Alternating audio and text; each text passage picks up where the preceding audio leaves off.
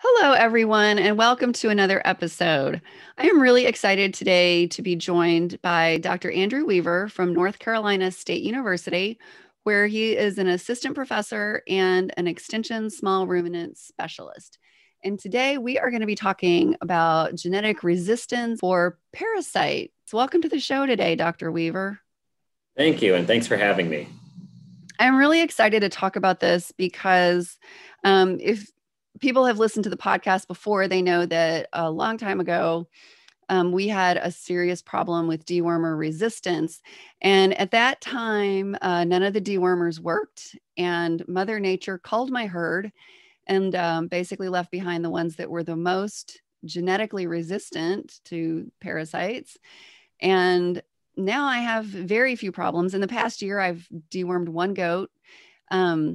And we have about 25 adults and none of the kids. So I really am excited about the idea of genetic resistance. And so I'm excited to hear more about the research you've done and how people can apply this to their own herds. So go ahead and just get started by telling us about your research. Yeah, so I just recently started at NC State. I've only been here just about a year, not quite even a year yet. And so I'm getting the research program and extension program kind of off the ground here at NC State, and we're starting some projects this summer. But I can give you a little bit of a background on my past research and what I've done through graduate school. So I grew up in Michigan originally. I went to Michigan State and got involved with the sheep program up there, and through some connections, ended up at Virginia Tech with Dr. Scott Greiner for my master's degree, and did some work with hair sheep, with Katahdins, looking at terminal sire options, as we call it, essentially breeds that we can utilize in a crossbreeding system to improve carcass quality and animal value while maintaining parasite resistance in our commercial hair-based ewe flock that's predominant here in the southeastern United States. I spent 2 years there and then got to know Dr. Bowdridge up at West Virginia University in Morgantown, and ended up going up there for my PhD, focused more on this genetic resistance to internal parasites and that resistance, the mechanism of resistance, and the genetics that kind of underroot that resistance in Katahdin sheep. And so I spent a few years up in Morgantown, working specifically with Texel and Katahdin sheep, looking at those immune mechanisms, and then graduated last spring in the heart of COVID, and moved down here to Raleigh and started at NC State. So most of my work has been with understanding both between breed variability in parasite resistance, as well as within breed variability in parasite resistance. Okay. And even though most of your research has been done in sheep, we can really apply what you've learned to goats, because I haven't seen much research on genetic variability of parasites in goats. But this is something that, once people understand the concept behind this and the genetic selection tools that use and everything, this is something that we can definitely apply to our goats. I heard Fafa Milan, the person who invented the FAMACHA chart, there's a video on YouTube of him talking about how most people who have sheep and goats are they're acting like a nurse. Whereas really we need to be acting like a lion. That out, when animals are in the wild, the ones that have heavy worm loads and are weak and anemic and slow are the ones that are going to get eaten by the lion. And instead of being the lion as owners, we're constantly being the nurse and constantly propping up these animals that just don't have the genetics to resist that.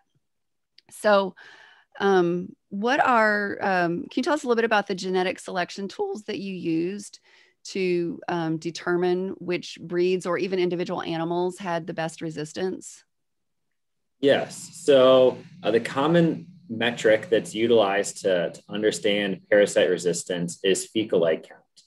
And so fecal egg count is simply a measure of the number of parasite eggs in a given quantity of fecal matter that you collect from that animal.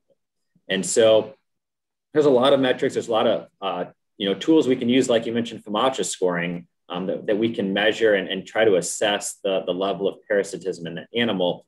But really, fecal egg count's probably the best in terms of quantifying true resistance. A lot of times you'll hear about resistance versus resilience. And a resilient animal is an animal that could certainly be infected, but one that can maintain some level of performance despite that infection. But at the end of the day, they still have parasites in their gut. They're still shedding eggs all over your pasture that can then develop and infect other animals. And so while a resilient animal is one that itself might be just fine, it's one that it could certainly be propagating that parasite infection to other animals. A truly resistant animal is an animal that is able to identify that parasite infection, prevent that parasite infection from even taking place, thus decreasing or greatly minimizing, eliminating the fecal output of those parasites. So you don't get a fecal egg count. You have no egg shedding on your pastures and no propagation of those parasites within your flock and your farm. And so really those resistant animals are the ones that we want to focus on. And fecal egg count is the best tool that we have available to measure that right now. So the fecal egg count, it's a fairly simple technique that most people can learn how to do. There are several labs around the country that offer those services. A lot of veterinarians are able to do fecal egg counts as well. And as a PhD and not a veterinarian, we can use fecal egg counts as a quantitative tool to assess the number of parasite eggs that are there to use as a selection tool, but we cannot use it as a diagnostic tool. So those of us that are doing fecal egg counts outside of veterinary practice, we're simply using it as a genetic tool, a trait that we're selecting on. If it's a trait, if you're curious about using it as a diagnostic to identify what worms are there, is the parasite level indicative of needing deworming, that would be something you would need a veterinarian to do. And so certainly you can work with your local veterinarian to have them done. If you're using them as more of a selection tool, you can often have them done at a lower price to be used simply as a selection tool. That was one of the things I noticed. Because when we were dealing with dewormer resistance, I learned how to do fecals, and it actually I never actually changed my mind about what I was going to do with the goat based on that. I would see the body condition would be terrible. The eyelids would be anemic, and I would do a fecal and it would have an enormous egg count, and so it was like, okay, why am I doing these fecals? Like it always just confirms the fact that this goat needed a dewormer, which I already knew based on their poopy butt and skinny bones and anemic status. But what was really interesting was doing it on goats who didn't have problems. And that was one of the times when I really became a believer in all the research I was reading, was when I had a buck who was dying from parasites, because this was like back in the day when most people were saying, oh, if one of your goats has worms, they all have them, so you should deworm all of them. And so this one buck just had tons and tons of worms and could not even stand. He was not able to stand for a whole week before he died. And I ran fecals on all the other bucks in his pen, because I call it the voices of veterinarians past, who were like screaming in my head, give all the bucks a dewormer. And I did fecals on them, and I could barely find any eggs at all. And they were all in there together.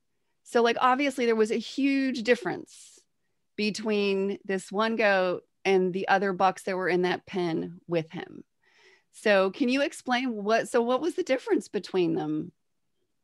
So there's an old rule. It's the 70-30 rule. 70% of your worms are generally carried by 30% of the animals in your flock. And so this kind of goes back to that whole idea of, selective deworming practices rather than deworming the entire flock or herd, because really it's just a small portion of that flock that is that most of those worms are contained within. And so the vast majority, 70% of your flock generally has very low parasite burden. It's really just those 30 that are carrying the vast majority of the worms. And so if we can, the key is to identify those 30, and those are the 30 animals that you either want to select against, don't keep replacements out of. They're the 30 that you might want to consider culling, or changing your management practices to address the susceptibility of those 30. And so when we do fecal egg counts, for example, the key is, don't just do a fecal egg count on, maybe 1 or 2 animals, but do fecal egg counts on the entire flock and do those counts at the same time. Because what we're looking at is the variability within a flock, within a herd, within that breed, to understand which animals are more susceptible and which ones are more resistant when given the same opportunity for infection. So that's what we call contemporary grouping. We're providing animals with essentially the same environment. We're giving them the same opportunity to be infected. We're giving them the same opportunity to perform. And some of those animals will get very infected and some won't. And there's genetic ties to that variability. But if we can measure that variability, if we can assess and we can quantify that variability, now you have a tool that you can say, well, they had the same opportunity to be infected. And for some reason, this group of goats over here was able to prevent or greatly minimize that infection compared to these other goats. So those goats with very low fecal egg counts are individuals that are worth keeping in the flock, are worth keeping progeny out of. They're the ones that are going to more likely have those mechanisms that can prevent and minimize that infection and are going to be more genetically resistant. So the key is understanding that variability in the context of a contemporary group, a group that has had an equal opportunity for infection, because then you can find those animals that are more resistant. You can identify that 30% that has most of the worms, and you can cull against them, or you can deworm maybe just that group instead of the entire flock. And you can address just the parasitism in that smaller group, hopefully maintaining a little bit more dewormer efficacy and minimizing just blanket treatments. Yeah, I know a vet who raises meat. I know a vet who raises meat goats, and she is very strict about culling. She says if a goat needs a dewormer more than once in its life, it goes to the locker, because she wants to be able to maintain a herd that is just genetically resistant to worms. So what exactly is the mechanism for genetic resistance? Why are some goats going to be more resistant than others? That's a great question. And a lot of the work that Dr. Bowdridge's lab has done has helped to elucidate some of this. And it really is rooted in their immune response. And so whether an animal is resistant or susceptible, all that is controlled by, is their immune system able to recognize and respond to that parasite infection? And so the classic model is with sheep. We think about the St. Croix sheep. The St. Croix sheep, it's a Caribbean breed. It's a breed that was originated in a very hot, humid area where parasites are extremely prevalent. And really, those sheep don't survive unless they are resistant. I mean, natural selection alone has identified those animals that are very resistant. And the vast majority of St. Croix sheep are very resistant to internal parasites. On the opposite end of the spectrum, we have sheep like the Suffolk sheep. Suffolk sheep have not been greatly selected for parasite resistance, and they're a breed that tends to be much more susceptible to parasitism. And so we can take those breeds. They're two different breeds. They kind of fall on either end of the spectrum in terms of susceptibility and resistance. And we can give them worms. We can give them what we call infective larvae, parasite larvae, and we can look at how their immune system responds to that parasite infection. And so we'll raise these sheep in a confined area, an area that doesn't have any parasites. the parasite that we're primarily interested in is called Homunculus contortus. It's the parasite really of greatest concern to small ruminant production across the world. It's a blood-consuming parasite. It's a parasite that causes anemia in those hosts.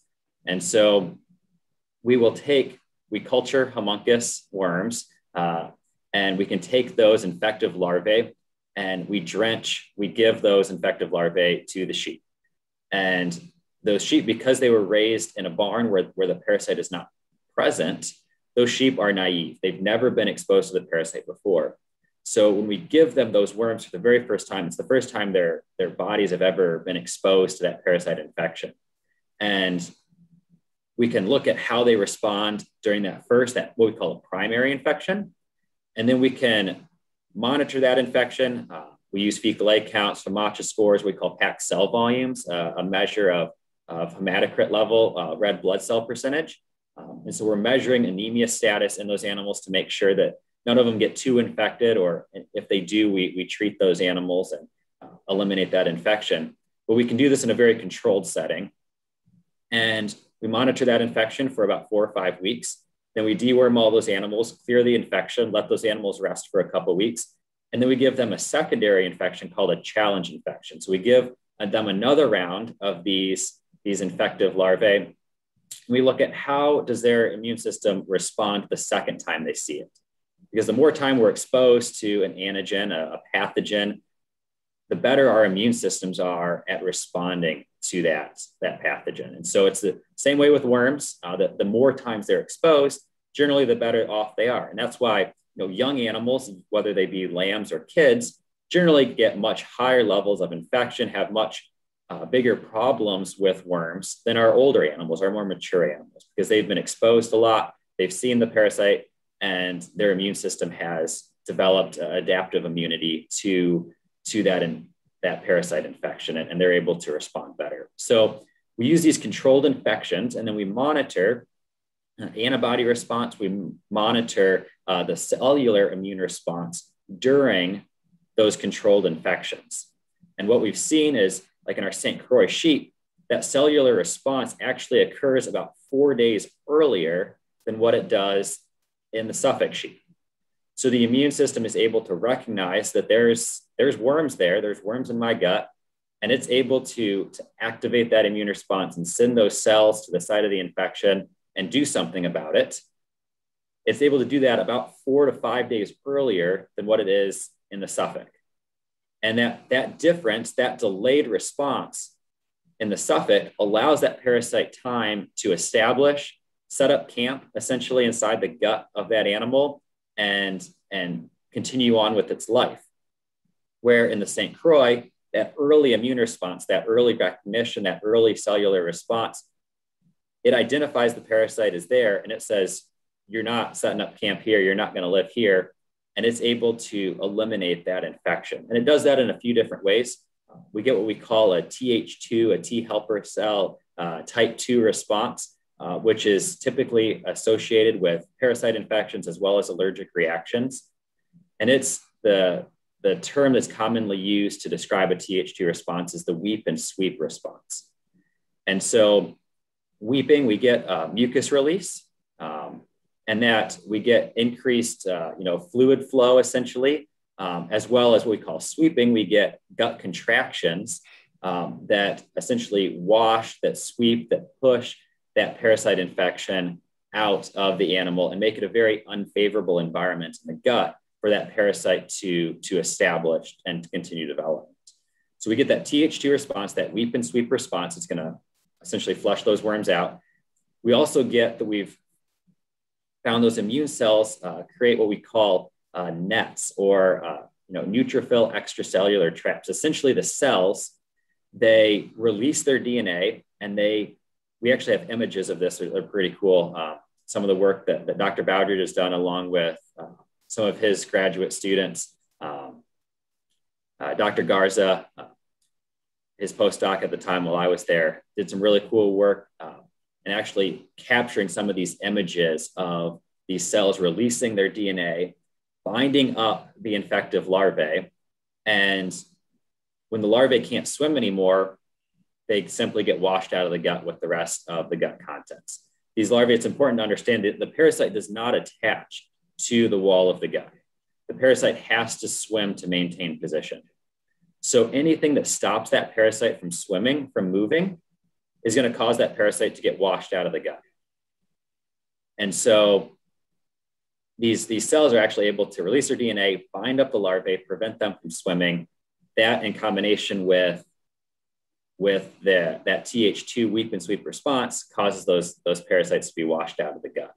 And so it's a pretty interesting response in that facet, that they're able to do that and respond in that fashion. And then another one of his graduate students, now Dr. Shepard, did some work looking at ATP energy levels within those larvae, and was able to identify in those parasite resistant breeds, those breeds that are more naturally resistant to parasites, their immune cells, when they are exposed to those larvae, actually cause a reduction in energy within those larvae. We get a reduction in ATP, reduction in larval energy, so that could suggest increased larval death, decrease. If you have less energy, then you don't want to swim anymore, and you're more likely to get flushed out as well. So, summarizing all of this, the cells are responding earlier, 4 to 5 days earlier. When they get there, they're binding up these larvae, they're decreasing their energy. They might be causing some of them to die. And then that Th2 response flushes all of those larvae out of the gut. We get no larval establishment, we get no adult worms, and we get no fecal light count, and we have a truly resistant animal. Wow. So I know that was a bit of a long-winded response, but hopefully that summarized it. Yeah, I love it. That is great. It is so fascinating to hear exactly how that whole immune response works in terms of something like worms. I don't know, it's kind of easy for me to understand it when you're talking about microscopic bacteria and viruses and stuff like that.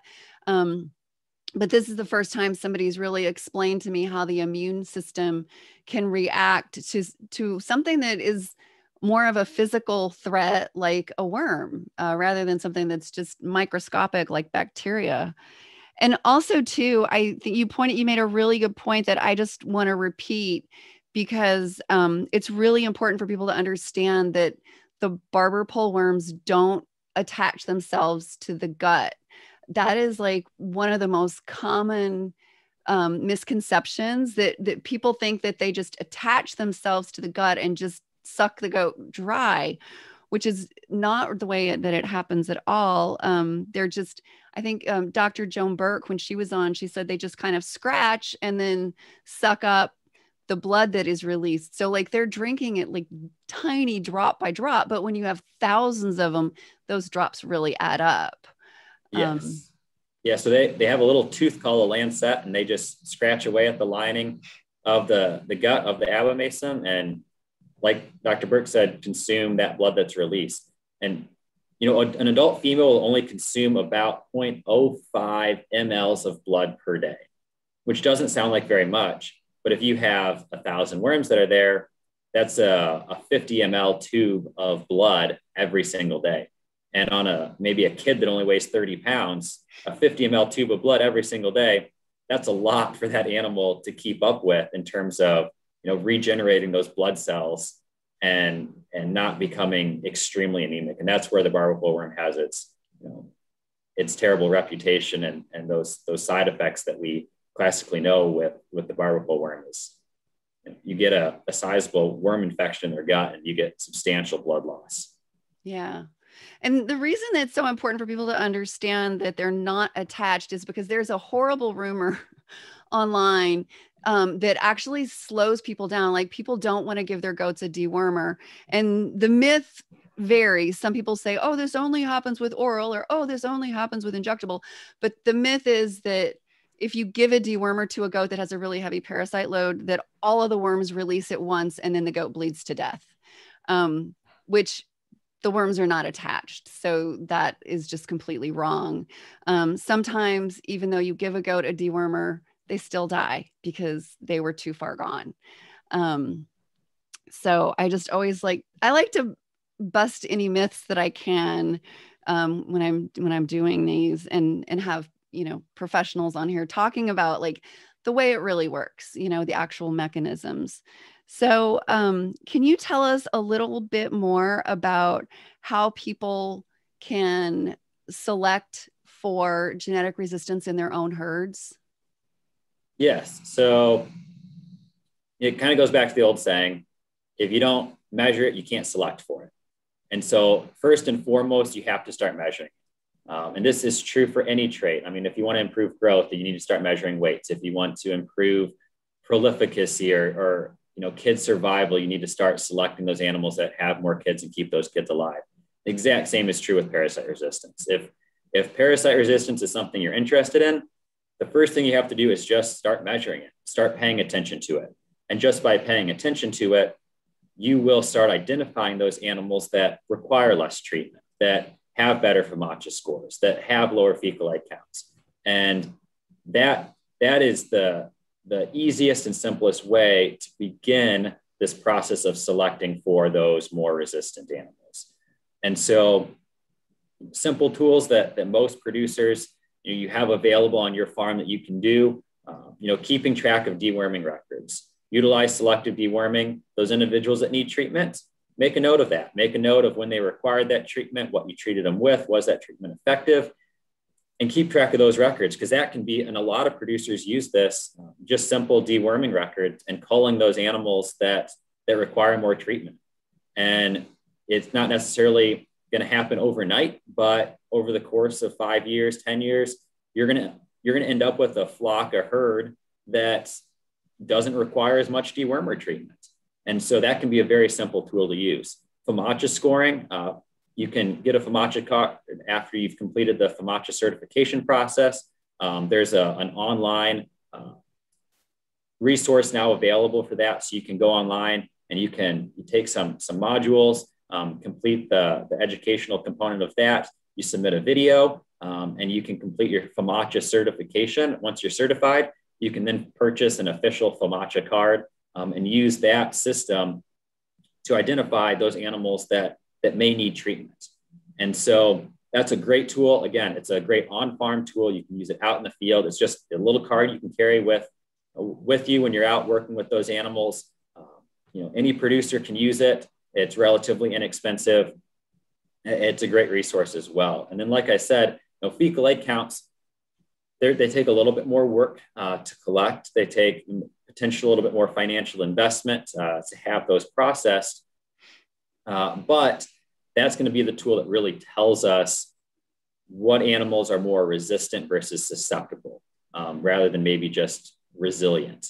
And so I encourage folks to utilize fecal light counts if at all possible. Those fecal light counts, you can do them yourself. You can send them to one of the labs. If you visit the American Consortium for Small Ruminant Parasite Control, we have a bunch of resources available related to these tools. And one of them is some of the labs across the country, one in Texas, Louisiana, at LSU, and then West Virginia. They offer fecal light counts for producers at, I believe, $5 per sample. And so it's relatively inexpensive, especially compared to maybe some local options. And so those tools are available, those resources are available, I should say, to do those fecal light counts. So once you have those raw fecal light counts, again, that's better than nothing. Having those measurements, having that data is certainly beneficial and can be used as a raw selection tool. We also have, when you want to move to the next step in the selection process and maybe utilize a tool that's a little bit more accurate, we have what's called estimated breeding values. And estimated breeding values are simply genetic predictors of an animal's genetic merit for a given trait. And these estimated breeding values are generated by the National Sheep Improvement Program in collaboration with Sheep Genetics down in Australia. And we take all of our raw data that we collect, we take those fecal light counts, we take growth data, weights, number of lambs or kids born or weaned, and we submit all of that raw data, that information that we collected on the farm. We submit that to Sheep Genetics down in Australia, and they run some very advanced statistical analysis and generate these estimated breeding values.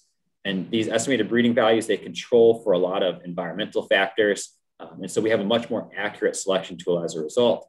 It also pulls in pedigree information. So based on maybe the resistance of mom and dad, that helps us predict the resistance of the offspring. And so we get a much more accurate selection tool with these estimated breeding values. And we can use what we call the fecal egg count estimated breeding value to identify animals that are more resistant or more susceptible. Now, it might be, I mentioned the National Sheep Improvement Program is the organization that organizes, that runs this analysis and the generation of this genetic information. But I want to know, I know this is a goat program, this technology, these tools are available to goat producers. Now, participation is much greater on the sheep side, but I certainly encourage goat producers to get involved. It's open, it's available. We welcome your participation as well. And so the technology is out there, it's available, and it's ready to be used. And so, certainly if you're interested in this, I would certainly be happy to answer any questions and work with anyone later on. But we can take those fecal egg count breeding values, and they fall in a range. It expresses a percent change. And so we're looking at change in fecal egg counts based on genetics. So really on the low end, negative 100 would be as low as we can go, because 100% reduction in something is taking it completely away. And so animals with a fecal egg count estimated breeding value of negative 100 would be what we call the most parasite resistant animals. On the other side of the spectrum, we have animals within the Katahdin population, for example, that are close to 1,000 on fecal egg count estimated breeding value. So that's 1,000% increase in fecal egg count based on that animal's genetics. And so we can utilize this genetic tool and make substantial genetic progress, much faster than using those raw measurements alone. And so really when we think about, where we're going in animal breeding, what's the next step, where are we going in the future? These genetic tools are a great resource, a great tool in the toolbox to use to identify and select for those more resistant animals. Yeah, as you're talking about this, I'm thinking about some of the sheep breeds like Florida Cracker and Gulf Coast Native that have really high resistance to parasites, which makes sense because they have been on this continent for like 400 or 500 years. And so, everything was organic then. Like if they didn't have the ability to survive, because those are sheep breeds that live in the very wet, humid Southeast, which is like the most wonderful place in the world to live if you happen to be an intestinal parasite. And, if we look at our goats, like most of our goat breeds have not been around for that. Well, they're nowhere near that long. But I mean, like Nigerian dwarfs, which is what I have, like have only been around like maybe like not even 100 years. Boars really got big, in the 90s. So, we took these poor animals out of a desert and brought them in, onto the plains of Georgia and all these other places in the Southeast. So, I think, it's like Fafa Milan said, like we need to be the lion, because as a vet professor said to me years ago when I was dealing with all this, you're never going to get control of it with drugs because the worms are always going to be one step ahead of you. So we can't just say, oh, what's the best drug to give them? Because just because it works today does not mean it's going to work next month. Right. You made a great point there. I mean, we have breeds that have come from areas of the world that we've brought to the US that where they came from, it was the desert, whether it be South Africa, areas like that. They were not exposed to the same level of parasite burden as what we see here and what these Caribbean hair sheep have been exposed to. And so we get, breeds like the boar, in the sheep world, the Dorper. Those are breeds that they come out of very dry climates. And so typically those breeds are a little bit more susceptible because over their years of development, they haven't really been forced to become more resistant. And so it's important understand that variability within. We have some breeds that are, more susceptible, more resistant. Some of that depends on where the breed originated and what it was selected for. Goats are naturally browsers rather than grazers. And so, goats, if given the opportunity, a goat's going to reach up in the air and eat something, essentially above itself or at its head's height. And up high like that, they're not exposed to parasites to the same degree that animals, grazers, sheep that are going to eat off the ground. And so goats, their natural behavior over their centuries of development has not resulted in them being exposed to the same level of parasite burden as what some of the sheep have. And so because of that browsing behavior, it's great from the standpoint that if they're allowed browse to consume, they're going to generally have lower infection levels because that browse is going to have a lower parasite burden. But when we do take those goats and we force them into a grazing environment and we make them act like sheep and make them graze and eat forage off the ground, those animals are now going to consume a lot of parasites that naturally they would not normally be exposed to based on their natural grazing, browsing behavior, I should say. Yeah.